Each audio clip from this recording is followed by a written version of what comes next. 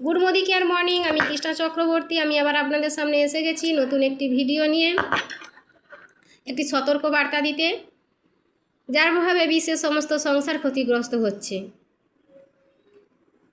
শিশু থেকে বৃদ্ধ, নারী থেকে পুরুষ, সমস্ত উদ্ভিদ জগৎ, সমস্ত প্রাণী জগৎ, তার হাত থেকে কেউ রেহাই পাচ্ছি না।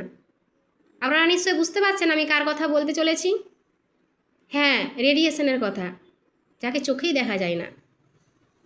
সমস্ত ইলেকট্রিক ম্যাগনেটিক ডিভাইস থেকে অনবরত রেডিয়েশন নির্গত হচ্ছে,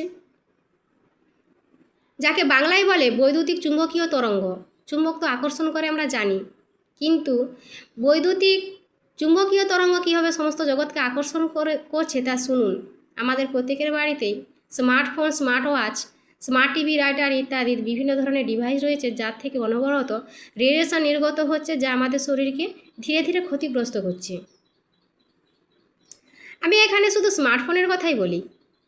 আমাদের প্রত্যেক বাড়িতে যতজন সদস্য আছে ততজনের হাতে স্মার্টফোন, এমনকি আপনার বাড়ির শিশুর হাতে স্মার্টফোন, যা 24 ঘন্টার 12 ঘন্টা। আশ্চর্যজনক। ক্ষতিগ্রস্ত হবে যেন আমরা বাবা মায়েরা নিশ্চিন্ত থাকবো বলে শিশুদের হাতে স্মার্টফোন তুলে দিচ্ছি। খাবার সময় যাতে বাইরে না করে তার জন্যেও স্মার্টফোন ধরিয়ে দিচ্ছি, যার প্রভাবে তাদের মানসিক বিকাশে ব্যাঘাত ঘটছে, বুদ্ধির বিকাশে ব্যাঘাত ঘটছে, হার্টের সমস্যা দেখা দিচ্ছে, চোখের প্রবলেম দেখা দিচ্ছে। এমনকি নারী পুরুষের বন্ধ্যাত্বের কারণ এই রেডিয়েশন। আমরা বাড়ির মেয়েরা কাজকর্ম করে যখন কাজকর্ম শেষ করে বিশ্রাম নিই, তখনও বিশ্রামের বদলে স্মার্টফোন নিয়ে আমরা রিলস দেখে সময় কাটিয়ে দিই, কিংবা বিভিন্ন সিরিয়াল দেখে সময় কাটাই, যার কারণ হয়ে দাঁড়িয়েছে অনিদ্রা, যা শরীরকে ধীরে ধীরে নষ্টের দিকেই নিয়ে যাচ্ছে। ধীরে ধীরে আমরা হিমোফেবিয়া নামক রোগের আক্রান্ত হয়ে পড়ছি রেডিয়েশনের কারণে। যে সকল রোগ চোখে দেখা যায় তার নিরাময়ের জন্য ওষুধ আছে, কিন্তু যে রোগ চোখে দেখা যায় না তার আছে মৃত্যু। ভয়ঙ্কর ব্যাপার। এই রেডিয়েশনের কারণে ক্যান্সার পর্যন্ত হচ্ছে। স্কুল লাইফ থেকে কলেজ লাইফ পর্যন্ত প্রত্যেক ছেলে মেয়ের হাতেই পার্সোনালভাবে স্মার্টফোন আছে। এখন তো স্কুলে পড়াশোনা করার জন্যেও স্মার্টফোন লাগছে। স্মার্টফোন না হলে পড়াশোনা হচ্ছেই না। একদিন রিচার্জ ফুরিয়ে গেলে টেনশনে পড়ে যাচ্ছে। ছেলেরা বুক পকেটে করে ফোন নিয়ে চলাফেরা করছে, যার প্রভাবে মেয়েদের তুলনায় ছেলেদের হার্ট অ্যাটাক হচ্ছে। এটা প্রমাণিত। সারা বিশ্ব জুড়ে রিসার্চ চলছে, ভারতেও চলছে। আর কয়েক বছর পরে আমরা নিশ্চিত হয়ে যাব এই রেডিয়েশনের সমস্যা নিয়ে।